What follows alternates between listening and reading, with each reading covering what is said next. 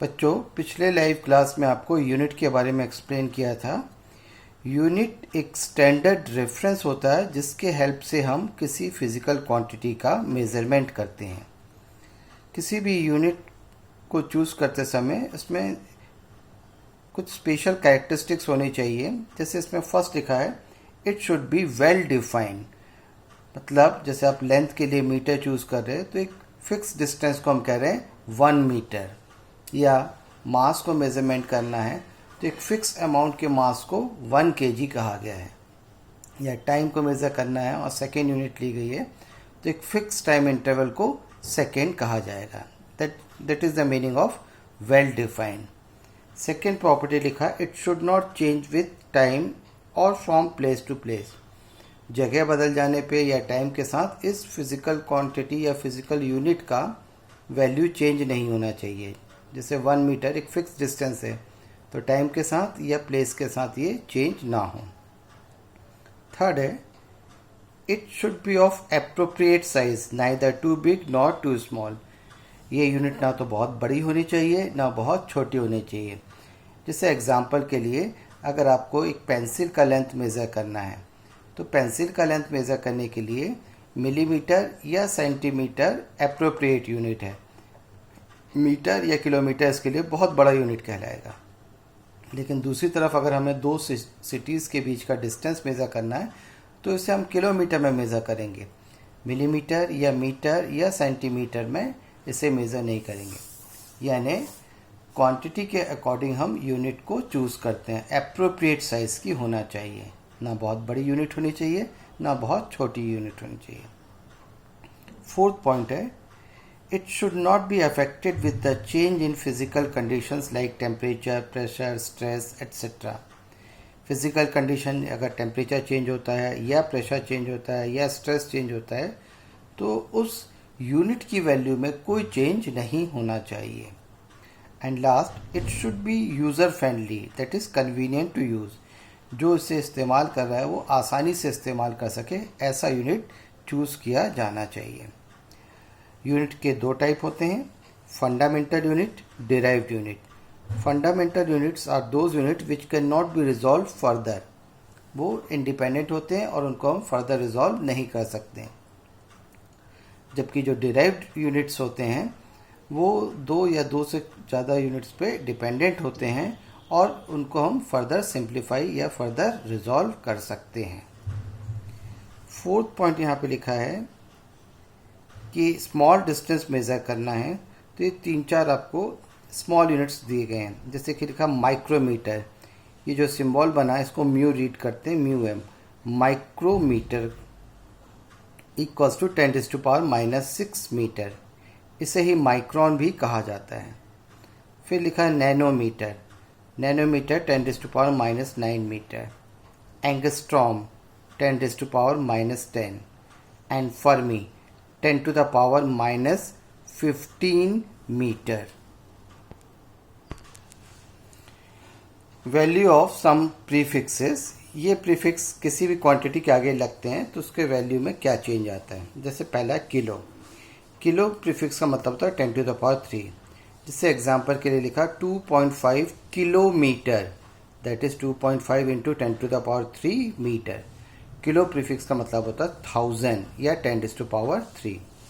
जैसे किलोग्राम लिखा है 5 किलोग्राम, यानी 5 इंटू 10⁻3 ग्राम, 5000 ग्राम। इसी तरह मेगा प्रीफिक्स का मीनिंग होता है 10⁻6। एग्जाम्पल 4 मेगावाट, दैट इज 4, और इस मेगा प्रीफिक्स को हटाया, इसकी जगह 10⁻6 लिखा तो ये हो गया 4 into 10⁻6 what. Micro, micro mu symbol से डिनोट करते हैं 10⁻⁻6, 15 माइक्रो एम्पियर।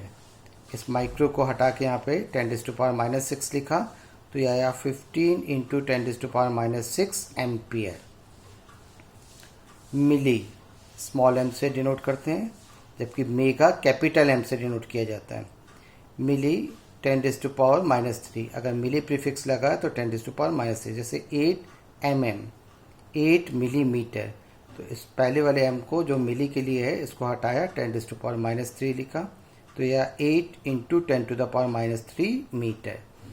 इसी तरह प्रीफिक्स सेंटी का मीनिंग होता है जिसे c से डिनोट करते हैं 10⁻², 5 सेंटीमीटर।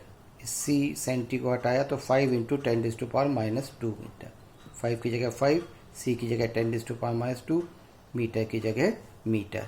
इस तरह इन प्रीफिक्सेस को हटाकर हम उनके सूटेबल वैल्यूज़ लगा के कोई भी क्वांटिटी को स्टैंडर्ड फॉर्म में लिख सकते हैं।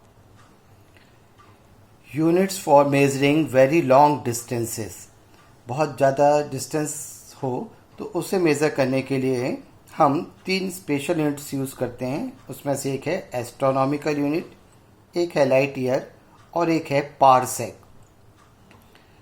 किलोमीटर या मीटर उस समय सूटेबल नहीं होती। जैसे हमें 2 प्लैनेट्स के बीच का डिस्टेंस या सन से अर्थ के बीच का डिस्टेंस या अर्थ से मून का डिस्टेंस मेज़र करना है तो इन यूनिट्स का यूज़ किया जाता है।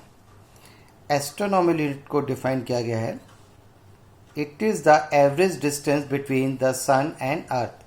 अर्थ और सन के बीच का जो एवरेज डिस्टेंस है वो कहलाता है एस्ट्रोनॉमिकल यूनिट, जिसे सिंबॉलिकली AU से डिनोट करते हैं।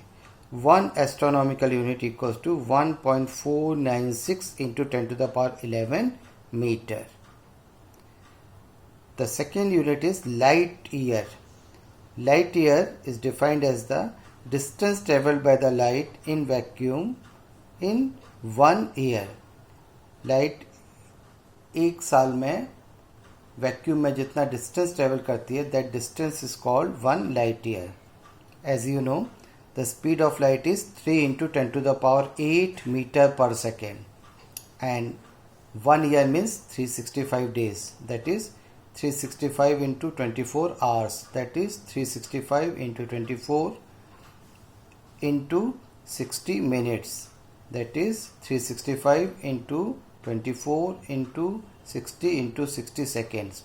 और इसे जब हम स्पीड से मल्टीप्लाई करेंगे तो डिस्टेंस का वैल्यू आएगा, and it comes as 1 light year is 9.46 10⁻15 meter. And third one is parsec, which is also known as parallactic second. It is the distance at which an arc of length, ये arc of length 1 astronomical unit makes an angle of 1 second. यहाँ diagram में देखिए 1 AU length वाला arc है, PQ जो है ये arc है और इसका लेंथ है 1 AU, 1 एस्ट्रोनॉमिकल यूनिट। जितने डिस्टेंस है, P से जितने डिस्टेंस से या Q से जितने डिस्टेंस पर ये एंगल 1 सेकेंड का बना है। अब एंगल आप सोचेंगे सेकेंड में कहाँ, अभी तक तो आपने डिग्री में पढ़ा या रेडियन में पढ़ा। सेकेंड भी एंगल का यूनिट होता है जो इसके नीचे आपको हम एक्सप्लेन करेंगे। तो इस एंगल का वैल्यू बहुत छोटा हो, 1 सेकेंड के बराबर हो जितने डिस्टेंस में, तो वो P से लेके O तक का डिस्टेंस 1 पारसेक को इंडिकेट करता है। ठीक है, अगर आर्क का लेंथ 1 एस्ट्रोनॉमिकल यूनिट हो तो ये जो रेडियस आर्क का है या जो डिस्टेंस है जहाँ पर ये 1 सेकेंड का एंगल मार्क करे, वो डिस्टेंस मतलब P से लेके O तक का डिस्टेंस या Q से लेके O तक का डिस्टेंस 1 पारसेक को इंडिकेट करेगा। 1 पारसेक का वैल्यू होता है 3.08 इंटू 10⁻16 मीटर। अब डिग्री और सेकेंड का रिलेशन आप समझिए।